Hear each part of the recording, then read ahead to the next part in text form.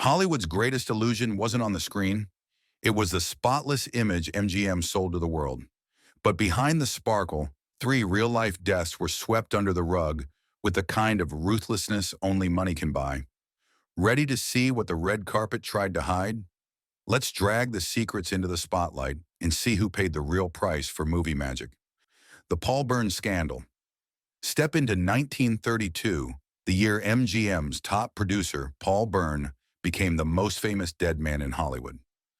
Byrne, who just married platinum dynamo Jean Harlow, was found sprawled on the floor of their Beverly Hills home, a bullet through his head, a bizarre note by his side. Instantly, the news exploded. Byrne had apparently taken his own life out of shame. A story MGM sold harder than any romance flick. The fixers? Already on the scene. Eddie Mannix and Howard Strickling, the twin engines of MGM's scandal machine, swept into action before police even got there. The first thing they did? Take inventory of the crime scene, shuffling evidence, collecting stray letters, and whispering directions to every servant on the property. Why the rush? Because the rumors flying around weren't about Paul Byrne's sadness, but about his ex-girlfriend Dorothy Millette, rumored to be mentally unstable, recently released from an institution, and reportedly seen near the house that very night. Even more chilling, Millette vanished days later and turned up dead in the Sacramento River. Coincidence or the studio's final cleanup job? Back in Beverly Hills, the suicide story went public. Byrne was supposedly despondent over physical troubles. Critics rolled their eyes because Byrne's doctor said he was perfectly healthy, and friends described him as upbeat, even cheerful, just hours before his death. But MGM had more than just actors on the payroll. They had cops, coroners, and journalists too. Witnesses changed their stories overnight. Harlow was rushed off to a secluded ranch, too distraught for questioning. Movie sets kept rolling. Press releases told the world Byrne's last act was a sad but noble bow. Years later, insiders admitted evidence vanished, notes were forged, and the studio gave Harlow a script for grief. But the box office never missed a beat. The Byrne case proved that, in Hollywood, murder could be just another publicity opportunity if you controlled the narrative. And nobody controlled a narrative like MGM. Ted Healey. If you think comedy legends are untouchable, ask Ted Healey, if you can reach him. Creator of the Three Stooges, Healey was Hollywood's favorite loudmouth, a man who could drink anyone under the table and punch up any party. But on a December night in 1937, Healey's luck ran dry. He ended up in a brutal brawl outside the Trocadero nightclub, where the guest list read like a who's who of MGM's favorite fixers. Actor Wallace Beery, mobster Pat DiCicco, and future Bond producer Albert Broccoli. Witnesses saw Healey get worked over, hard. The result? He staggered home, collapsed in agony, and died days later. The official cause? Acute toxic nephritis due to acute alcoholism. Sounds clinical until you realize the autopsy showed a skull fractured like a broken wine bottle. So where did MGM step in? Everywhere. Within hours, the studio's fixers had scrambled the press. Beery, one of MGM's biggest box office draws, was hustled onto a boat vacation to Europe. By the time he returned, the story had cooled, and the police had stopped asking questions. Newspapers that mentioned a beating were quietly edited. Columnists got new facts, hand-delivered by MGM's PR men. Critics at the time privately called the case a murder with a happy ending for the studio. Hollywood's rumor mill ran wild. Some insiders even claimed Beery confessed to friends, while others said MGM paid off every cop on the beat. But here's the kicker. No one was ever charged. Healey's family protested, but MGM's lawyers kept them away from reporters. The medical examiner who first raised suspicions was quietly reassigned. In Hollywood, the lesson was clear. Stardom came with an invisible shield, as long as your paychecks ran through Culver City. The press might whisper, but no headline would threaten the cash flow. Even decades later, when biographers dug into the case, they found police files scrubbed clean and witnesses either dead or too scared to talk. MGM had proved once and for all, you don't have to erase a body to erase a crime. Just erase the paper trail. And Ted Healey became another punchline, buried with his secrets. George Reeves. By 1959, George Reeves was the face every American kid knew. Superman in tights, the man who could leap tall buildings and bounce bullets off his chest. But behind closed doors, Reeves was tangled in a web even he couldn't escape. Found dead in his own bedroom, a gunshot wound to the head, his death was instantly ruled self-inflicted. Hollywood didn't buy it. Not then, not now. Why? Because the list of suspects included some of the most dangerous fixers in town. Eddie Mannix, the legendary MGM fixer, had a direct connection. His wife, Toni Mannix, was Reeves's longtime lover. When Reeves tried to break things off to marry another woman, friends warned him he was playing with fire. On the night Reeves died, his house was full of guests, but somehow nobody saw or heard anything until the gun went off. The LAPD declared it self-inflicted almost immediately, despite reports of multiple shots, conflicting timelines, and bruises all over Reeves's body. The witnesses? All friends of Toni Mannix. The story? Kept shifting, like a B-movie script after a test screening.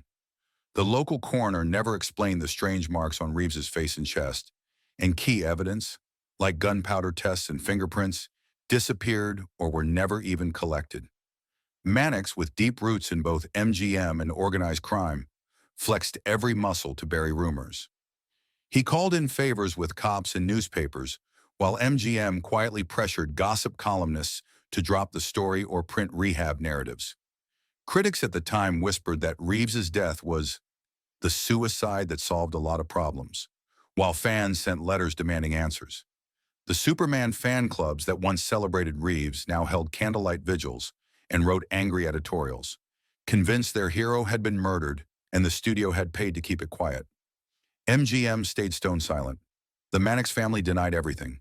Even decades later, private investigators, journalists, and Hollywood Babylon books couldn't break the wall of silence. What survived was a shadow, the sense that MGM had flexed its power one last time to protect itself, its money, and its secrets, even if it meant erasing Superman himself. That's not just studio spin. That's history, rewritten by the highest bidder. The Fixers. You think Marvel's got a secret organization? MGM had Eddie Mannix and Howard Strickling, and their job was to make sure nobody ever learned how ugly the Golden Age really was. Mannix was a brawler, part bodyguard, part mob liaison, a guy who looked like he could break your kneecaps and then pay off your mortgage, all in one visit.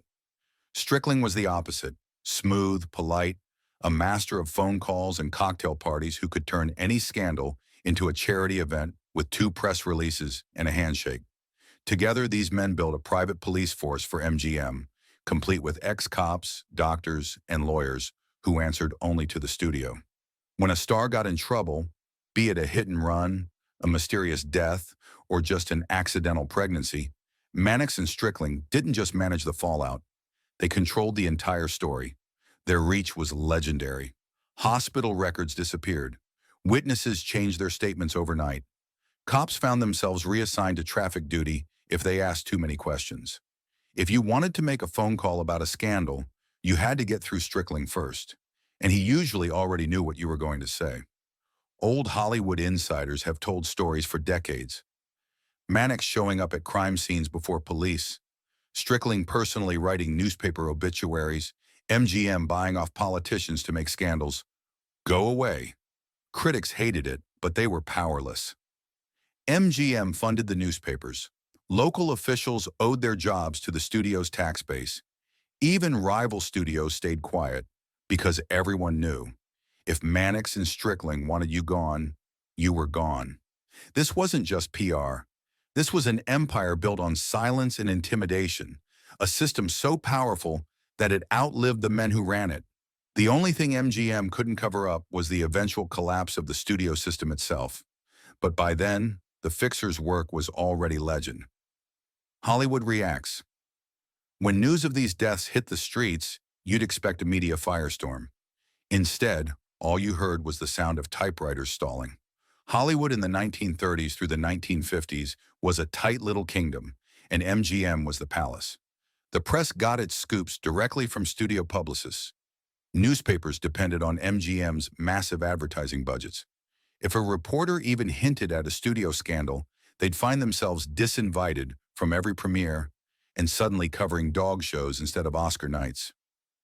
Gossip columnists, think Luella Parsons and Hedda Hopper, loved to hint at tragic ends and lost souls, but they never named names unless the studio said it was safe. Industry critics did what they could, dropping sly comments at private parties or whispering to biographers decades later. Some dared to call out the system. Columnist Adela Rogers St. John's famously said, "There are more bodies in the Hollywood Hills than there are in Forest Lawn." But the studios had ears everywhere, and every time a rumor started, MGM would unleash Strickling to flood the papers with positive news about charity galas, orphan adoptions, and big-budget musicals. If you worked in Hollywood, you learned fast. Gossip about MGM's fixers, and your career just got a lot shorter. But audiences weren't entirely fooled. Fans wrote angry letters, formed unofficial detective squads, and gossiped at dinner parties for decades about what really happened to Byrne, Healey, and Reeves. Later, as the studio system faded and old files started leaking, the true stories started to surface. But by then, it was all legend. Hollywood's original true crime, smothered in sequins and buried in the back lot. Why did MGM risk everything? So why did MGM go all in on these cover-ups? Because the entire studio system was built on control of stars, stories, and most importantly, public opinion. MGM wasn't just a movie company. It was a financial juggernaut, the crown jewel of Louis B. Mayer's empire, with hundreds of actors under contract and entire towns' economies tied to its fortunes. One scandal, one hint of real-life tragedy, and the whole illusion could crack. Mayer knew it, and so did every executive who ever looked at the studio gates and saw dollar signs. To them, a cover-up wasn't just damage control, it was survival. It was keeping the money rolling, the box office humming, and the myth of Hollywood perfection alive. The risk? It barely existed. With City Hall, the police, and even local hospitals on MGM's payroll or in its pocket, there was almost no chance of an outside investigation digging too deep. Mannix and Strickling could, and did, literally rewrite the script of real life, turning murder into melodrama, violence into tragic loss, and evidence into missing paperwork. And when the money dried up, so did the power.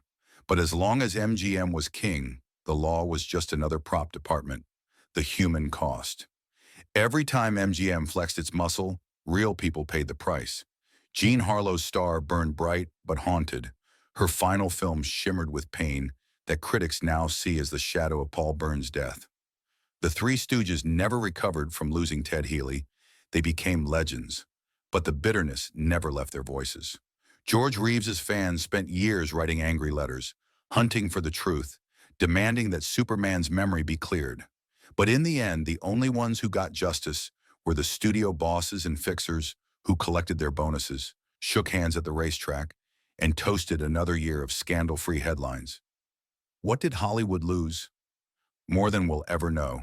Some of the greatest talents of their generation vanished into silence, their true stories locked in filing cabinets and whispered about in private clubs. Every covered-up murder was another reminder that behind the movies, behind the laughter and tears, was a business that valued image over truth, until the money ran out, and even the fixers couldn't save the dream. So now you know, behind every glitzy MGM musical, behind every smiling face on a silver screen, there were secrets worth killing for. Do you think MGM really got away with it all? Or are we just chasing ghosts? Drop your wildest theory in the comments. Was it murder, cover-up, or just the world's greatest showbiz coincidence? And tell us, which other studio scandals should we dig up next? Like, subscribe, and let's rip off a few more masks, because Hollywood's darkest stories are still waiting for their close-up.